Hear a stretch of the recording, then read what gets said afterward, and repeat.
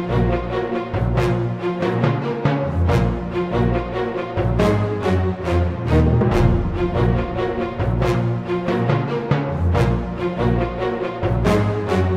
at Hamafet's Esrog in Shapiro, Brooklyn, New York. This Sukkot, the Jewish community is facing another challenge, trying to get Lavim and Esrogim.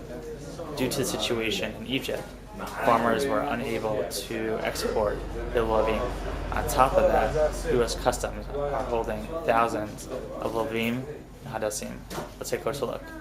Well, basically, we started off the season with a short of about 750,000 Lavim that we normally have. The Lavim from Egypt usually give us a nice amount to select from, to find some good ones from every batch.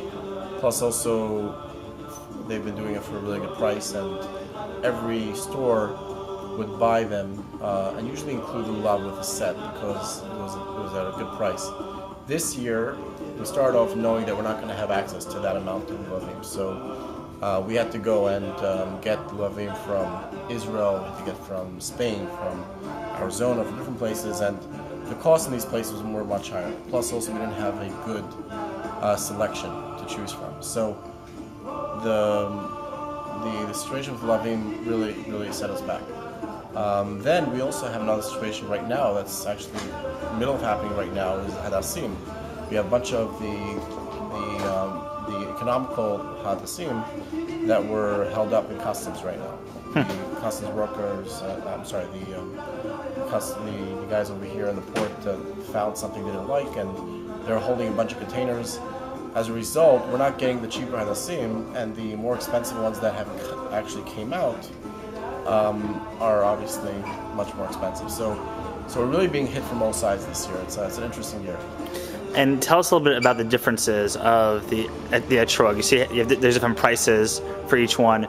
What makes something more expensive than what seems to be a $10 one and an $80?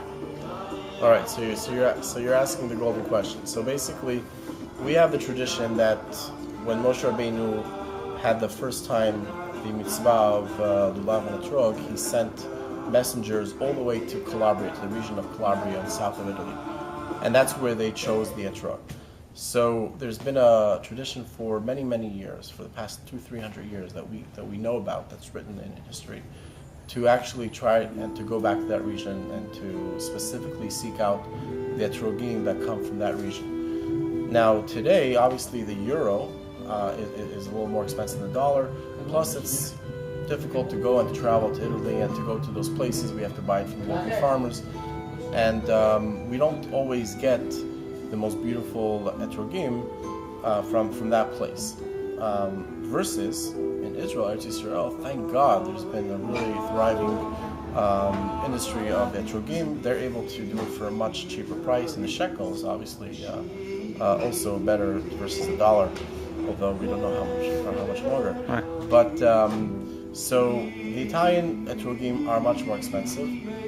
And to answer your question about what makes it more expensive for the specific etrog, is that we have a lot of things that are mentioned in the halacha about what to look out for in etrog. One of the main things it says is to find something which is beautiful. So definition of beautiful, the most famous phrase, beauty is in the eye of the beholder. And we've had different opinions about what consists the beauty of the etrog, the hidur, to make it a nicer etrog. And sometimes the emphasis is on the way it looks. Sometimes it's the emphasis if it's clean, if it has things on it. And most people try to find a balance in between the two. So an etrog that has many of the features of the hidur, which is a nice shape, which is clean, which is straight, which might have the gartel, the belt in the middle. An etrog that, for example, a etrog that has the blitot, the bumps, or that has the shikua where the etrog goes in, or that has a nice straight uniform stand, goes up like a tower. So all these things really contribute to what makes it a desirable etrog, and something that's much more desirable, many people would like, and obviously that plays a role in what the price would be. over here in Brooklyn, in Crown Heights, in the Lubavitch community, we like to get the larger etrogim that has a nicer, it's very wide at the top and sort of tapers down to the bottom. That's what the Lubavitch Rebbe used to get, and that's something that's more desirable. So if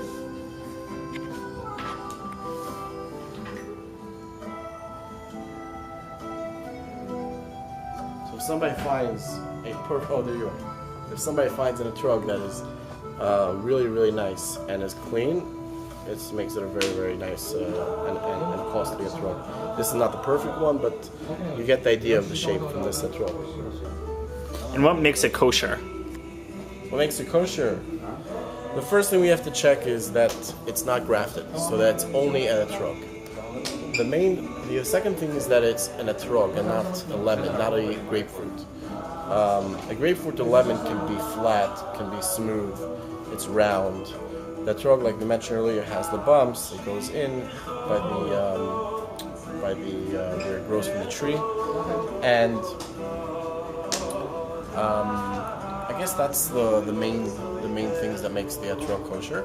The other thing is that we sort of follow after it's been picked is that if it had a pitom when it was cut from the tree, so the pitom has to stay intact. If the pitom falls off, then it deems it non-kosher, because then it becomes incomplete. However, if the pitom falls off when it's on the tree, so then it's considered complete without the pitom, and then it's fine. Then it's kosher. So that's what. See, it's a serious situation facing the individuals this Sukkot, but we are resilient. And we always overcome. This is Aaron Herman. Thank you for watching.